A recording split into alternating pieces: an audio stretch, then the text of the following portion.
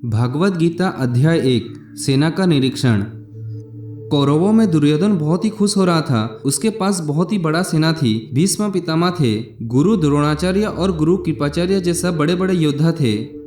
और पांडवों के सेना में अर्जुन, भीम सहित पांचों पांडव, भगवान श्री कृष्ण, अभिमन्यु और द्रौपदी के पांचों पुत्र थे। अब ये युद्ध पूरी तरह से पारिवारिक युद्ध ही था।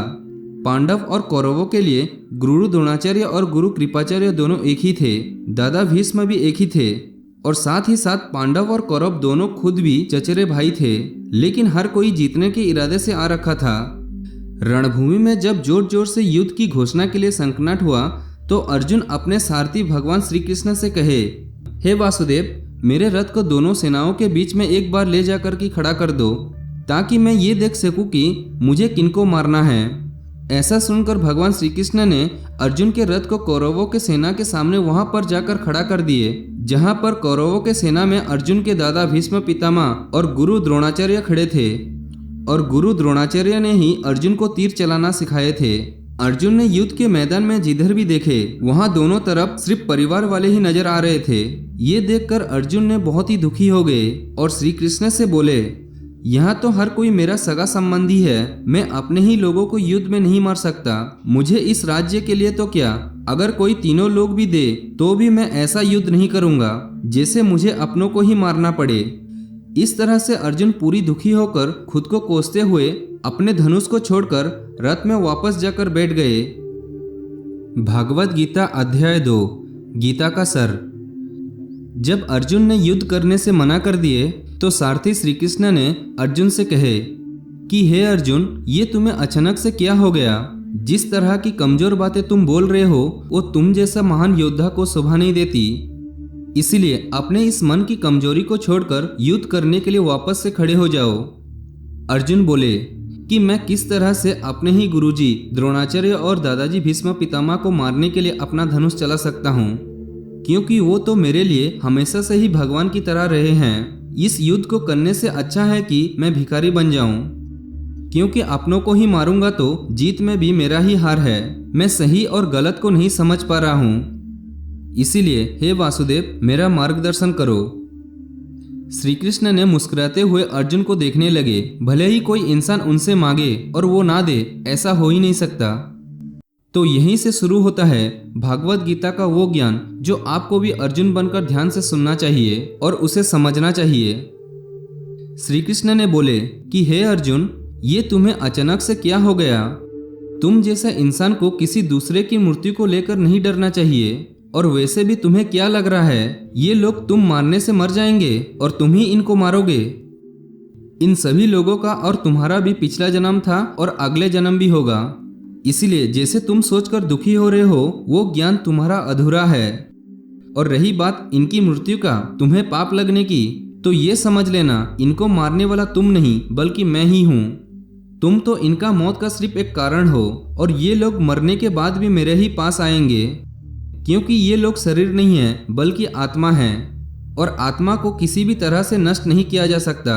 आत्मा तो अगले जन्म के लिए शरीर को उसी तरह से छोड़ देती है जिस तरह से तुम अपने पुराने कपड़े बदल कर नए कपड़े पहनते हो। हे अर्जुन, जन्म देने वाला और मारने वाला भी मैं ही हूँ। और ये बताओ, क्या तुम किसी मरे हुए इंसान को जिंदा कर सकते हो? अगर तुम मरे हुए को जीवन नहीं दे सकते हो तो जीवित को भी नहीं मार सकते हो, क्योंकि जीवन देने वाला भी मैं ही हूँ और मारने वाला भी मैं ही हूँ और इनकी मौत तुम्हारे ही हाथों में लिखा है।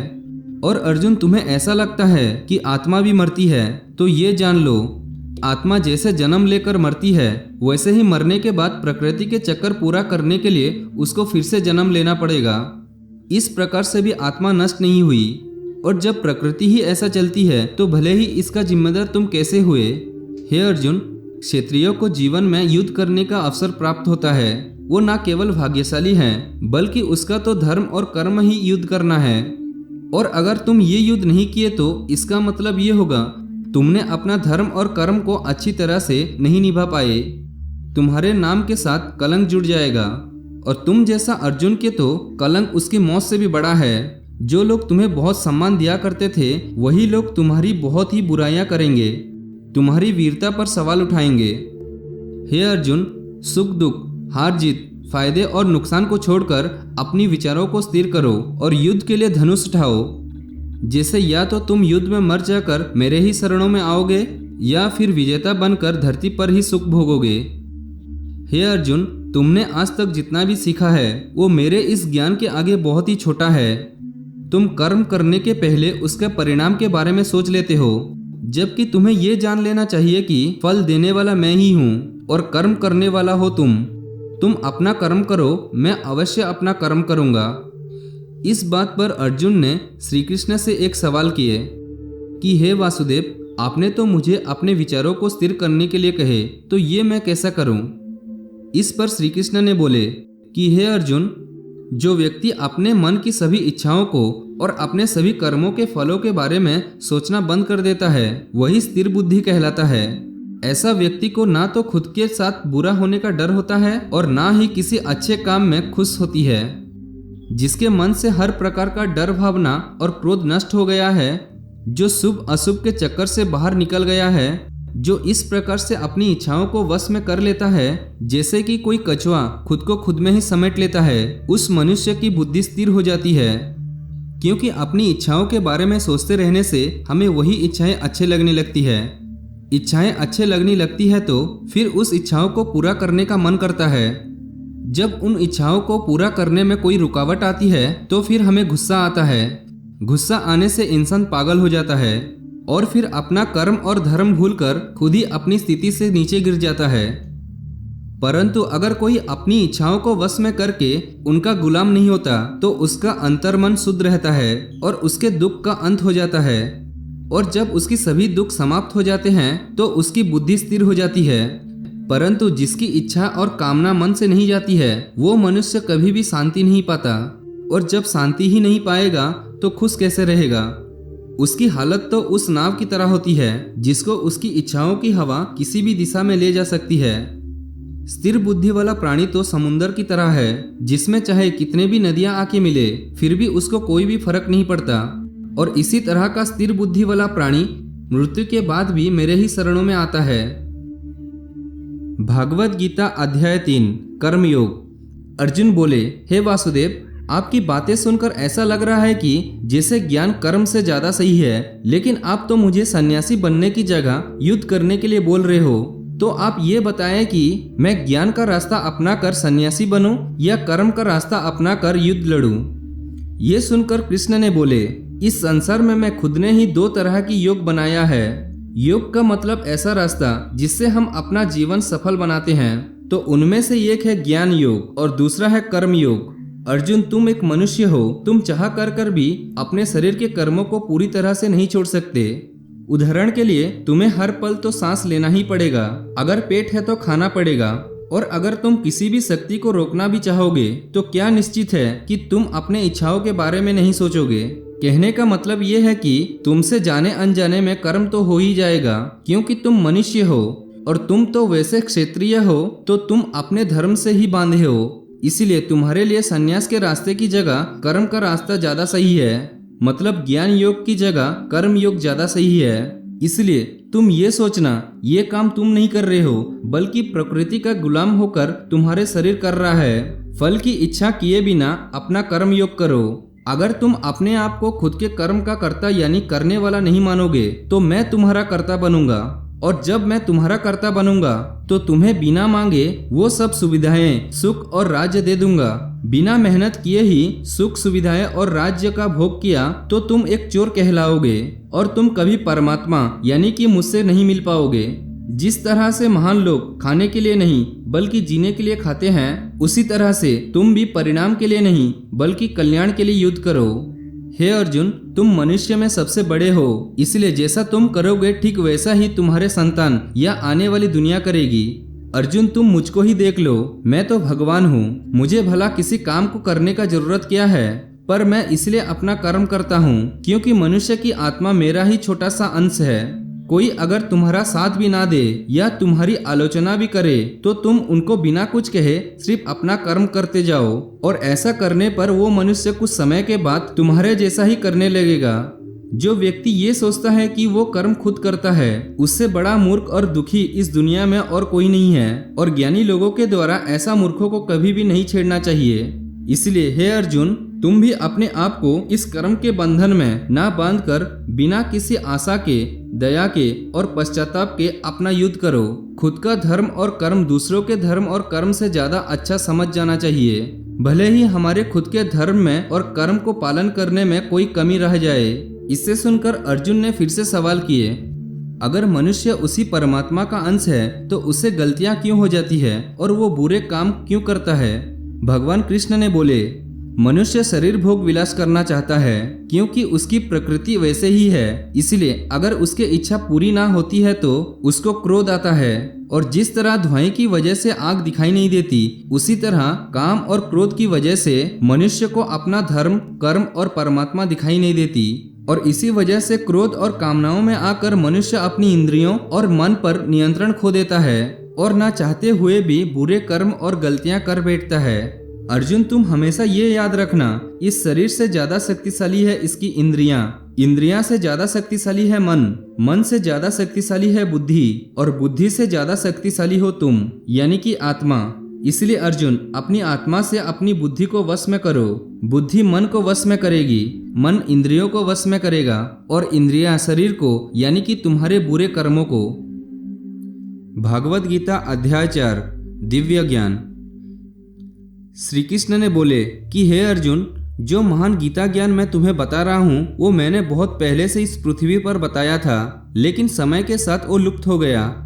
इस पर अर्जुन ने बोले, हे वासुदेव, आप तो अभी वर्तमान काल में हो, तो आप बहुत पहले के समय ऐसा कैसे कर सकते हो? तब श्री कृष्ण ने बोले कि हे अर्जुन, तुम्हें नहीं पता तुम्हारे और मेरे कितने जन्म हो चुके हैं। जब जब भी इस संसार में धर्म का नाश होता है, तब तब मैं अधर्म का नाश करने के लिए इस धरती पर मानव के रूप में आता हूँ और कर्म करके अपना शरीर यहीं छोड़कर वापस चला जाता हूँ।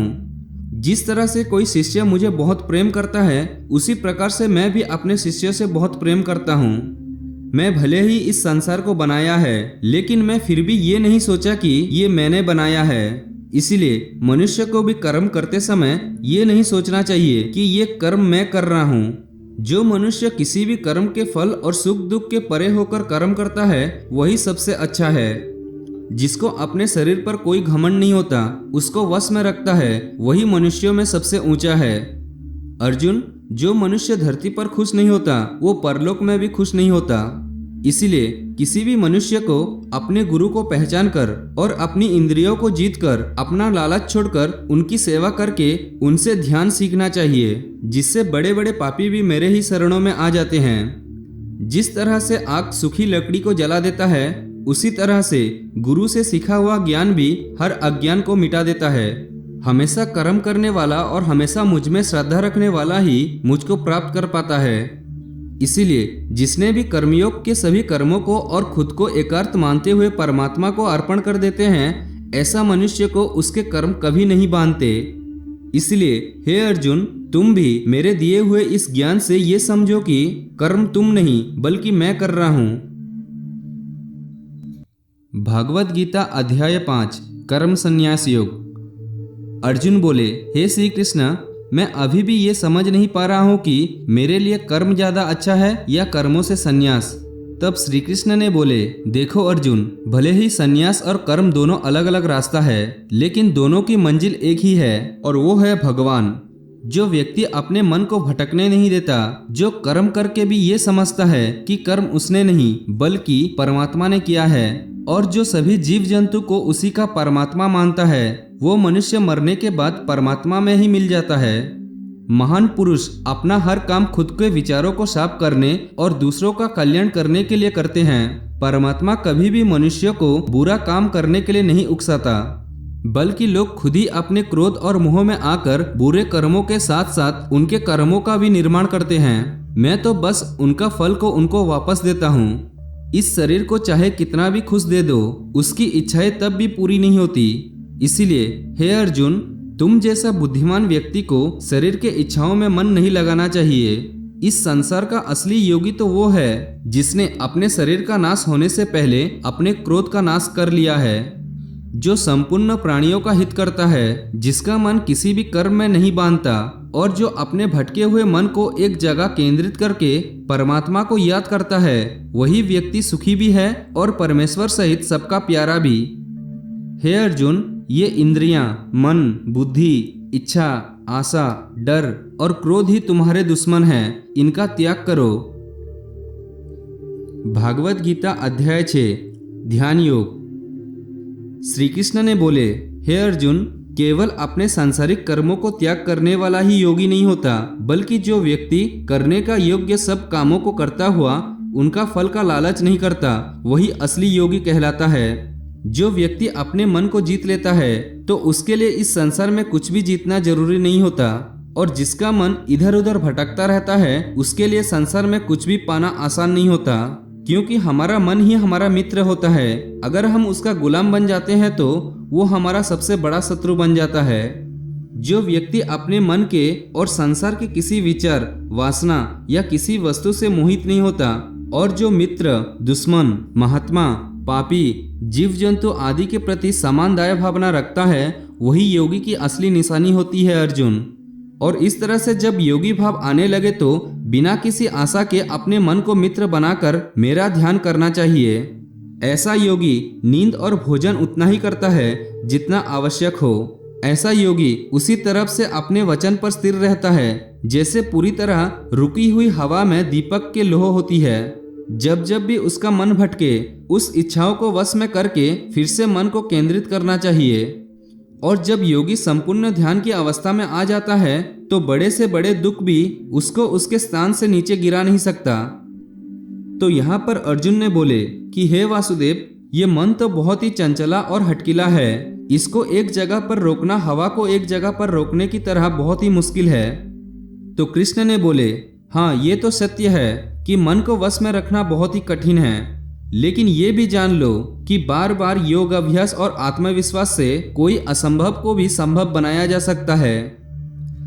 अर्जुन कहे, हे वासुदेव, अगर कोई योगी इस तरह से ध्यान केंद्रित करके योग करे, लेकिन अगर अंतिम समय में किसी कारण में उसका मन भटकने लगे तो क्या उसकी पूरी मेहनत शून्य हो जाएगी? श्री कृष्ण ने बोले, नहीं अर्जुन, निरंतर परमात्मा की ओर बढ़ना हर आत्मा का अधिकार है।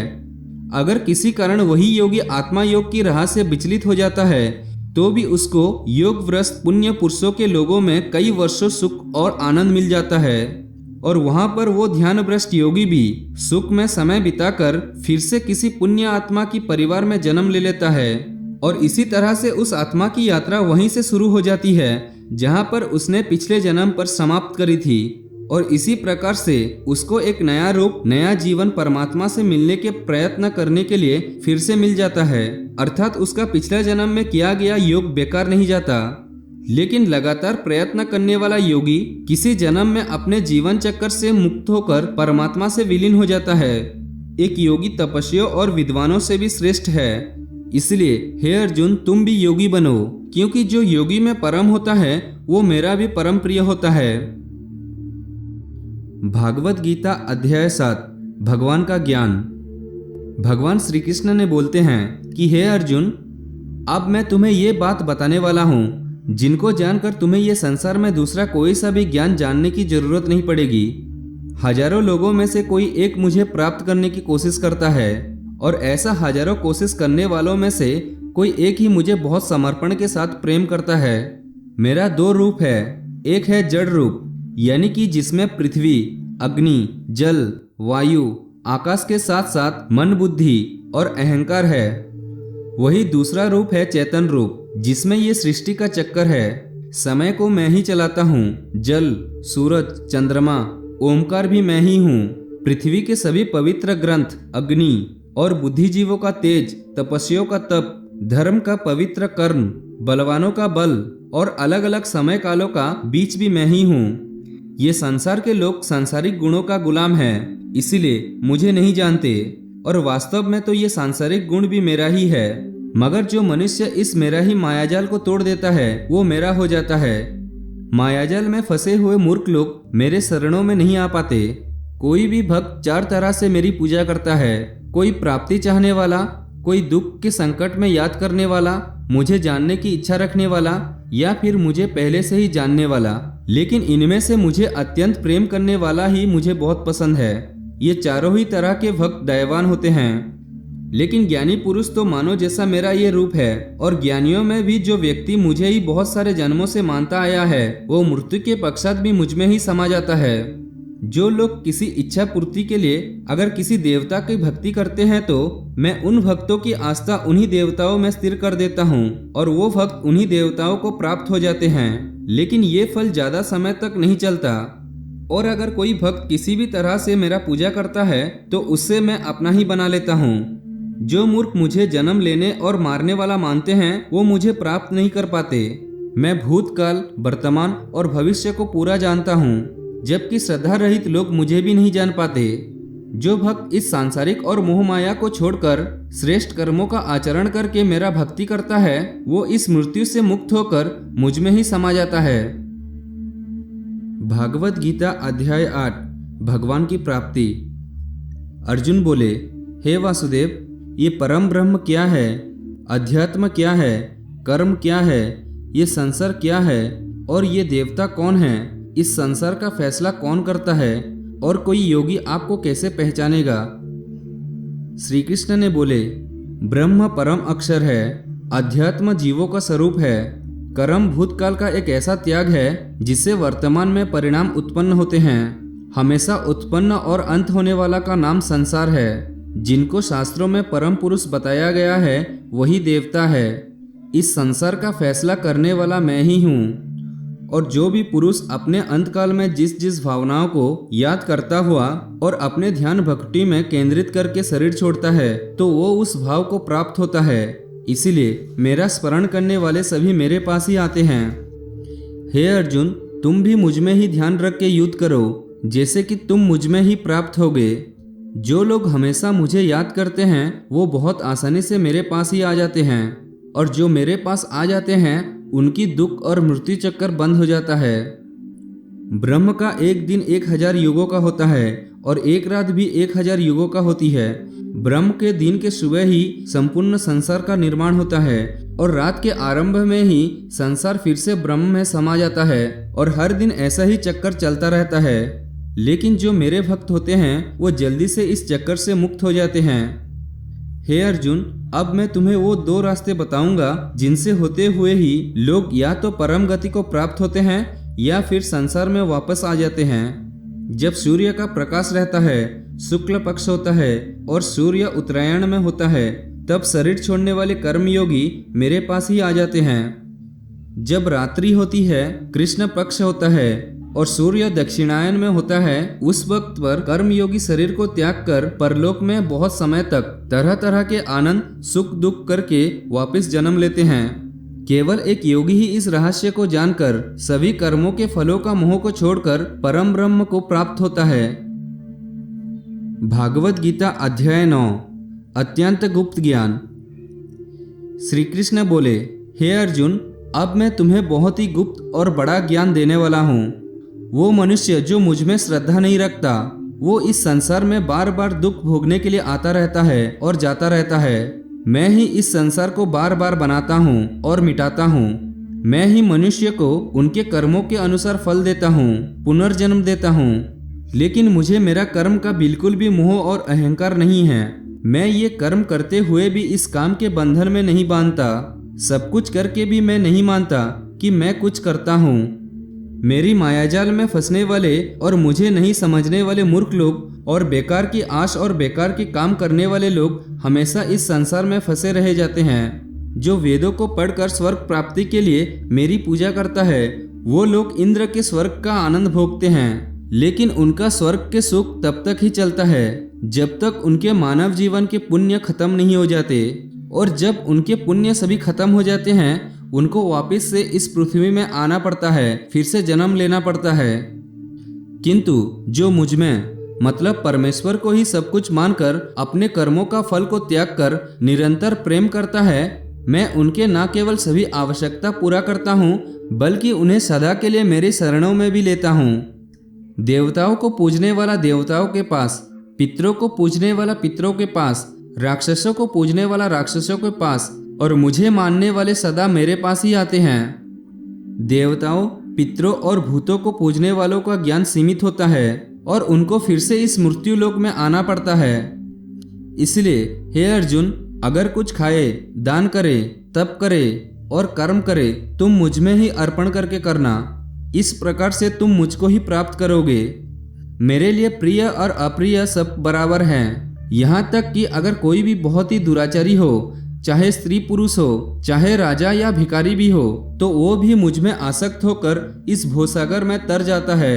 इसलिए अगर तुम भी मुझ में समर्पित रहोगे तो तुम मुझे ही प्राप्त करोगे। भागवत गीता अध्याय 10 भगवान की महिमा। श्री कृष्ण ने बोले, हे अर्जुन, तुम मेरा सच्चा मित्र हो और मुझसे प्रेम करते हो, इसलिए अब मैं तुम्हें मेरे बारे में बताता हूँ।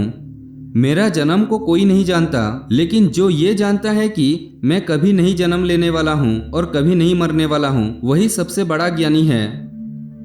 ज्ञान और मूर्खता, सत्य और झूठ, सुख और दुख, मन और बुद्धि, रचना और नाश, कृति और अपमान सहित सभी भाव वास्तव में मैं ही तो हूँ। इस संसार में जहाँ जहाँ जिसकी भी पूजा होती है वो वास्तव में मैं ही हूँ।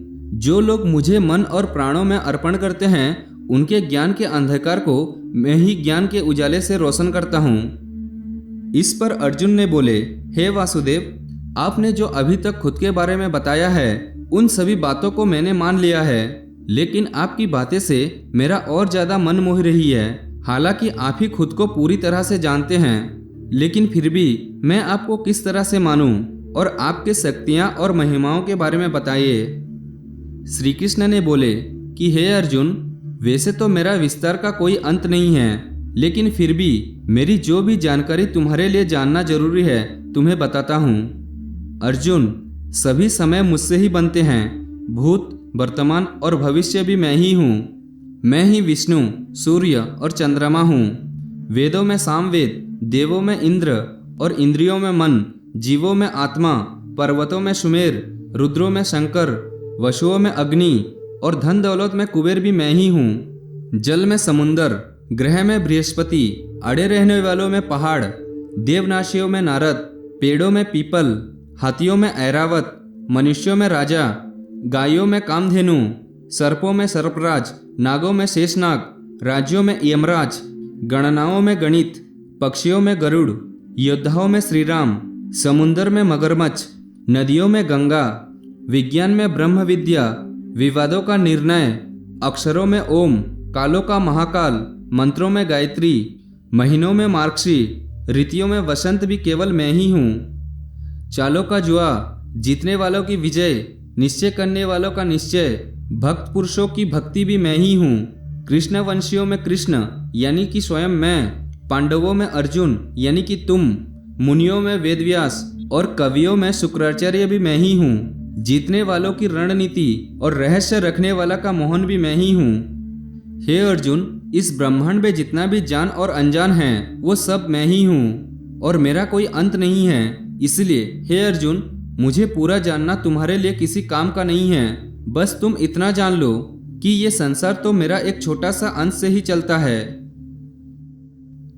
भागवत गीता अध्याय 11 भगवान का अनंत रूप। अर्जुन बोले, हे कृष्ण, आपके दिए हुए ये ज्ञान से मेरा सभी संदेह दूर हो गया, लेकिन अगर संभव हो तो मैं आपका महान रूप देखना चाहता हूँ। इस पर श्री कृष्ण ने बोले, अवश्य अर्जुन, परंतु तुम इस मानव की आंखों से ये सब नहीं देख पाओगे, इसलिए मैं तुम्हें ये सब देखने के लिए दिव्य आंखें देता हूँ। इसके बाद जो अर्जुन ने देखे वो वास्तव के कल्पना से परे था।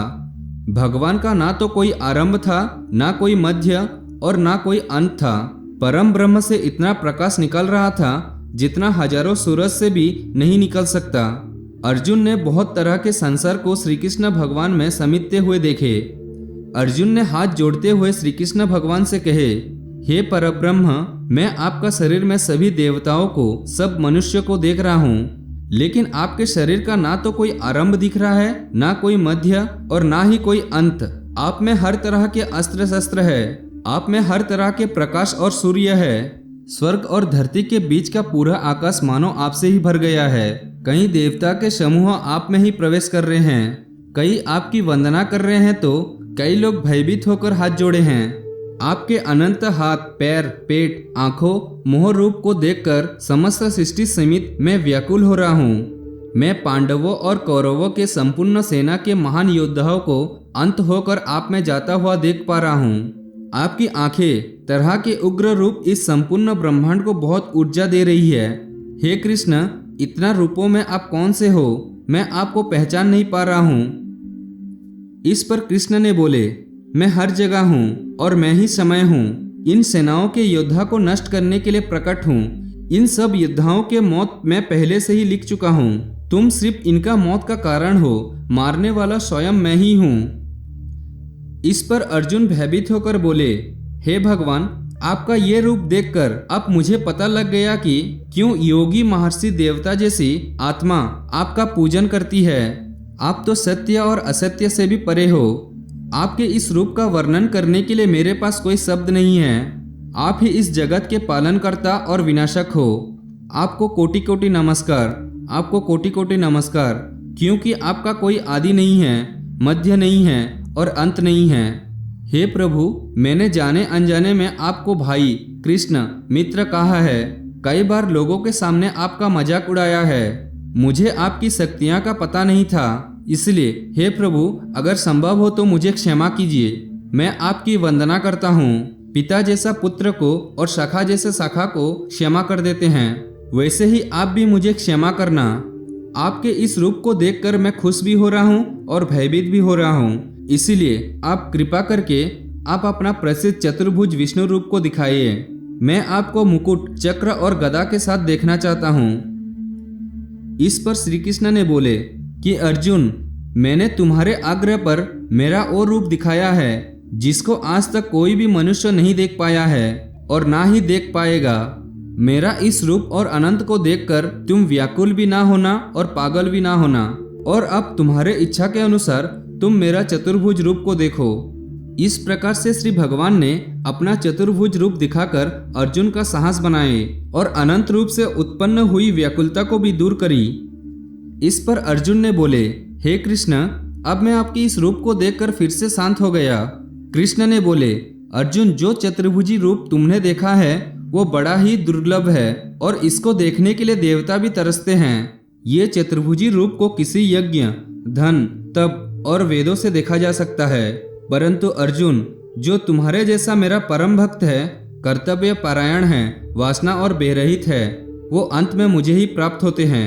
इसलिए मैंने ये रूप तुम्हें दिखाया है। भागवत गीता अध्याय 12 भक्ति योग। अर्जुन ने बोले, हे वासुदेव, आपको क्या मानकर पूजना ज्यादा अच्छा है, रूप या फिर निराकार? श्री कृष्ण ने बोले, जो भक्त मन को एकाग्र करके श्रद्धा से युक्ति होकर मुझे स्वगुण रूप परमेश्वर को भजता है वो मुझे योगियों में श्रेष्ठ लगता है। परंतु जो भक्त अपनी इंद्रियों को वश में करके मन बुद्धि से परे मेरे अविनाशी रूप पर ध्यान लगाता है वो मुझे ही प्राप्त होता है। जो भक्त अपने कर्मों को मुझ में अर्पण करके मेरा चिंतन करते हैं वो भी मुझे ही प्राप्त होते हैं। इसलिए हे अर्जुन, तुम्हारा मन को मुझ में ही लगाओ। और अगर तुम्हारे लिए मन को वश में करना संभव नहीं है तो तुम योग के द्वारा मुझे प्राप्त करने का प्रयोग करो। जिसकी क्रोध और सभी देवस समाप्त हो गया है वो भक्त मुझे बहुत पसंद है। अगर तुम मन को रोकने के अभ्यास में भी असफल हो तो तुम मेरे लिए ही कर्तव्य परायण हो जाओ और कर्म फल का त्याग कर दो। अभ्यास से ज्ञान श्रेष्ठ है, ज्ञान से मुझ परमेश्वर का ध्यान श्रेष्ठ है और ध्यान से भी श्रेष्ठ है सभी कर्मों के फलों का त्याग करना, जिसके तुरंत ही शांति मिलती है। जो व्यक्ति हर तरह की सुख दुख, लाभ हानि, मोह और इच्छा, हर तरह के मौसम से मुक्त है और सभी प्राणियों को बराबर देखता है और जो अपनी मन और इंद्रियों को पूरा इच्छा शक्ति से वश में किया है वही परमानंद के लिए श्रेष्ठ है। जो निंदा और प्रशंसा को एक समान समझता है, जो किसी भी स्थान पर किसी भी भोजन के साथ रह सकता है वो भक्त मुझे श्रेष्ठ लगता है। और उनमें भी जो निष्काम भाव से कर्म करते हैं और मेरी सेवा करते हैं वो मुझे ही बहुत प्रिय हैं। भागवत गीता अध्याय 13 क्षेत्र क्षेत्र के विभाग योग। श्री कृष्ण ने बोले, हे अर्जुन, ये शरीर एक क्षेत्र की तरह है और जो इसको जान लेता है उसको क्षेत्रयान कहते हैं। क्षेत्र का मतलब खेत। जिस तरह से खेत में जैसे बीज डालते हैं वो उसी प्रकार सही समय आने पर फल देता है। ठीक उसी तरह जीवन में जिस तरह का कर्म फल का बीज मनुष्य डालता है वही बीज समय आने पर उसी प्रकार का फल देता है। इसीलिए ये शरीर को क्षेत्र कहा गया है। ये क्षेत्र और क्षेत्रियां की ज्ञान बहुत विद्वानों द्वारा बहुत तरीके से कहा जाता है और ये ज्ञान में 5 महाभूत यानी कि पृथ्वी, अग्नि, जल, वायु, आकाश को मिलाकर मन, बुद्धि, अहंकार और सभी इंद्रियां भी शामिल है। इसके साथ साथ इसमें सुख, दुख, चेतना, शरीर, धैर्य और विकार भी शामिल है। हे अर्जुन, अब परम धाम को प्राप्त करने वाला ज्ञान क्या है ये तुम्हें बताता हूँ। मनुष्य में कोई भी खूबी होने पर उसमें किसी भी तरह का घमंड नहीं होना चाहिए। किसी भी प्राणी को सताना नहीं चाहिए। दूसरों के प्रति क्षमा भावना होना चाहिए। गुरु की सेवा की जानी चाहिए और मन वाणी में सरलता होनी चाहिए। मन और समस्त इंद्रियों पर पूरा वश होना चाहिए। किसी भी तरह के भाव में नहीं बहना चाहिए। जीवन साथी, घर और धन में मोह नहीं होना चाहिए। अच्छे और बुरे में भी मन और बुद्धि की स्थिर होनी चाहिए। वासना वाले लोगों से दूर होनी चाहिए। एकांत वश में मन को शुद्धि करना चाहिए। मुझ जैसा परमेश्वर में पूरी तरह से समर्पण और ध्यान मांगना रहना चाहिए। हे अर्जुन, अब मैं तुम्हें परब्रह्म के बारे में बताता हूँ। वो सर्वव्यापी है। वो इंद्रियों के साथ भी है और इंद्रियों के बिना भी। वो निर्गुण होकर भी सभी गुणों के साथ है। वो सभी सहजीव और निर्जीवों में भी है। वो दूर में भी है और पास में भी है, लेकिन फिर भी वो ज्ञान में नहीं आता है। ब्रह्मा की तरह जीवन उत्पन्न करता है, विष्णु की तरह पालन करता है और शंकर की तरह विनाश भी करता है। वो अलग अलग कालों में होते हुए भी एक जैसा लगता है और एक ही काल में भी अलग अलग तरह का होता है। वो महाकाल से भी महामाया है, परब्रह्म से भी परम है और सब प्राणियों के साथ उनके हृदय में निवेश करता है, परंतु इसके बाद भी ये जानने के योग्य है।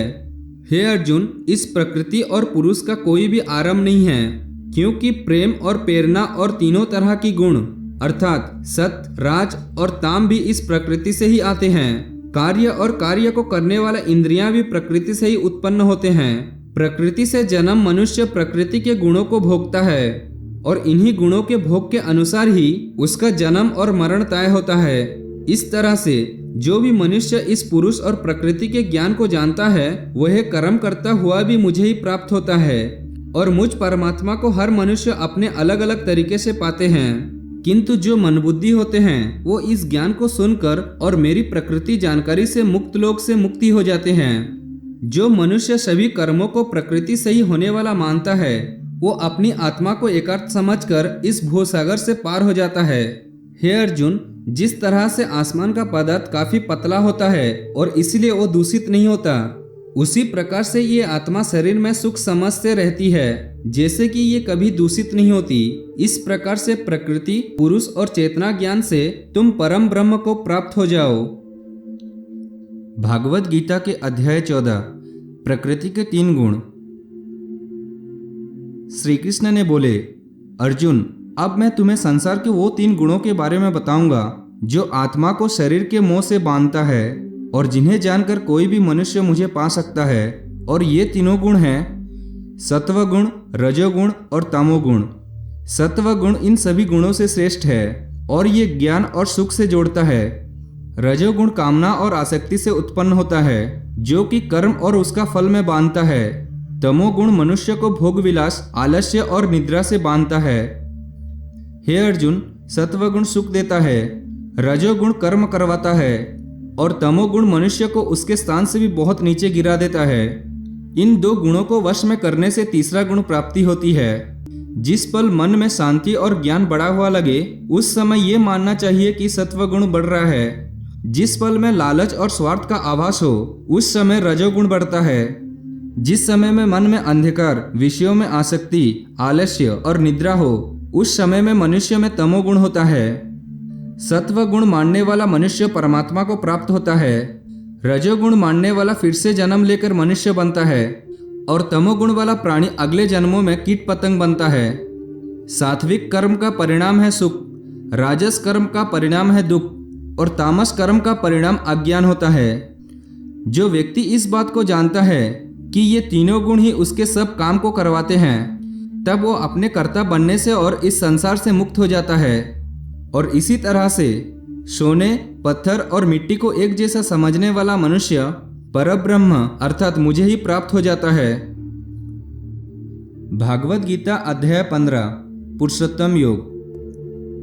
श्री कृष्ण ने बोले, हे अर्जुन, ये संसार एक बरगद की तरह उल्टी पेड़ है, जिसकी जड़ें ऊपर है और डालियां पत्ते नीचे की तरफ। पत्तियां वेदों को दिखाती है और डालियों के अंत में फल कार्य फल के जैसा है। इस पेड़ के जितने भी शाखाएं हैं वो 3 तरह के गुण यानी सत्व, राज और तम से बनी हुई है, जिसकी जड़ों में स्वयं परमात्मा विराजमान है। इस पेड़ की शाखाओं के अंत में नई कोपले मनुष्य की इच्छाओं को दिखाती है। ये पेड़ हर दिशा में इस तरह से बढ़ा रहता है कि ज्ञान की अभाव में मनुष्य इसमें उलझ कर ही रह जाता है, और जो इस पेड़ की रहस्य जान लेता है वो परब्रह्म को प्राप्त हो जाता है। इसलिए ये माया वाले जीवन रूपी बरगद के पेड़ को ज्ञान की कुल्हाड़ी से काटकर उचित योग का पालन करके उस परम ब्रह्म को ढूंढना चाहिए, जिसका मनमोहन समान अपमान सभी नष्ट हो गया है और बुद्धि स्थिर हो गई है। वो पुरुष ही इससे मुक्ति पा सकता है, और मुक्ति पाकर जिस परम पद को पुरुष प्राप्त होते हैं उसको कोई भी सूरज रोशन नहीं कर सकता, क्योंकि वो मेरा परम धम है। हे अर्जुन, इस मानव शरीर में आत्मा मेरे ही अंश है, और ये आत्मा मृत्यु के बाद दूसरे शरीर में चली जाती है। ये शरीर कान, आंख, त्वचा, जीभ, नाक और मन से इंद्रियों का और वासनाओं का सेवन करता है, और ये केवल ज्ञानी ही जानता है। इस संसार में शरीर नासमान है और आत्मा अविनाशी है, और इन सब में सबसे श्रेष्ठ है परमात्मा, जो कि सब लोगों का पालन पोषण करता है। इसलिए मैं ही पुरुषोत्तम हूँ। भागवत गीता अध्याय 16 2 स्वभाव। श्री कृष्ण ने बोले, हे अर्जुन, इस संसार में 2 तरह के स्वभाव हैं, देवीय स्वभाव और असुर स्वभाव, यानी कि देवता के समान और राक्षस के समान। पहला मैं तुम्हें देवी स्वभाव के बारे में बताऊंगा।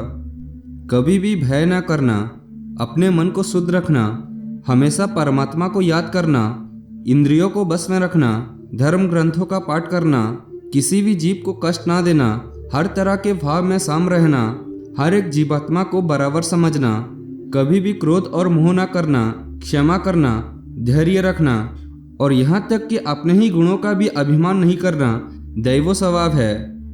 अब मैं तुम्हें असुरी स्वभाव के बारे में बताऊंगा। घमंड, क्रोध, सांसारिक आसक्ति, नफरत, अज्ञान, वासना, आशाएं करना और शरीर को इंद्रियों के वश में रखना असुरी स्वभाव है। असुरी स्वभाव वाले ना तो सम्मान से बात करते हैं और ना ही सत्य बोलते हैं। बुरे कर्मों से जिनका स्वभाव बुरी तरह से नष्ट होकर बुद्धिमान हो चुकी है और जो इस संसार का नाश का कारण भी बनते हैं, इन व्यक्तियों की इच्छाएं कभी पूरा नहीं होती। उन व्यक्तियों का सुख सिर्फ इंद्रियों तक ही सीमित है। वो हमेशा और अधिक वस्तु प्राप्त करने में ही लगे रहते हैं। वो हर काम को करने वाला खुद को ही मानते हैं। वे सिर्फ दिखावे के लिए धर्म और दान करते हैं। देवी स्वभाव से मुक्ति होती है, और जबकि असुरी स्वभाव से बंधन उत्पन्न होता है। असुरी स्वभाव वालों को तो मैं बार बार असुर में ही जन्म देता हूँ, और इस तरह से असुरी हमेशा नीचे गिरते रहते हैं। हे अर्जुन, काम, क्रोध और लोभ ही नर्क के 3 द्वार हैं, इसलिए इनको जितना जल्दी हो छोड़ देना चाहिए। जो भी मनुष्य इन तीनों नर्क के द्वार को छोड़ देता है वो मेरे ही आश्रय में आता है।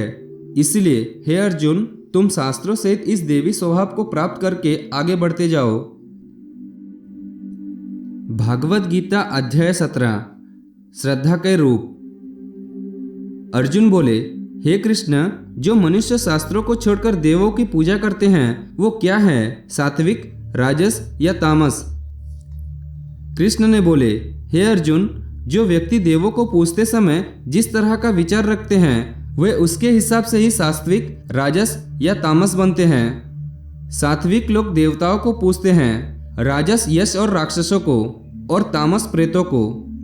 जो मनुष्य शास्त्रों से दूर रह के भी मन से कठिन निर्णय लेता है और काम करता है और काम को ही तप मान के करता है, वो भी इस संसार से मुक्त है। जिस तरह से भोजन भी सात्विक, राजस और तामस होता है, उसी तरह से यज्ञ, तप और दान भी 3 प्रकार के होते हैं। फलों से किया हुआ भोजन सात्विक होता है। राजस भोजन स्वाद में तीखा जैसा कि मीठा, खट्टे, बहुत गर्म आदि होते हैं। और तामस भोजन में जैसे दुर्गंध वाले बिना रस के, आधे पके या अपवित्र आदि हैं। इसी तरह यज्ञों में शास्त्र वेदी नियत और फल के इच्छा रहित किया गया यज्ञ सात्विक है। केवल फल को प्राप्त को ध्यान में रखकर किया गया यज्ञ राजस यज्ञ है। शास्त्रों के विरुद्ध धन रहित और श्रद्धा रहित किया गया यज्ञ तामस यज्ञ है। इसी तरह से तपों में ऐसा तप जो फलों की इच्छा से रहित हो सात्विक तप कहलाता है। किसी वस्तु के प्राप्त के लिए किया गया यज्ञ राजस तप कहलाता है और किसी को हानि करने के लिए किया गया तप को तामस तप कहलाता है। इसी प्रकार से दान में बिना खुद को श्रेय दिए जिसको जो आवश्यकता हो दान कर लिया जाए, वो ये समझ जाए कि दान ही कर्तव्य है और वो दान सात्विक दान कहलाता है।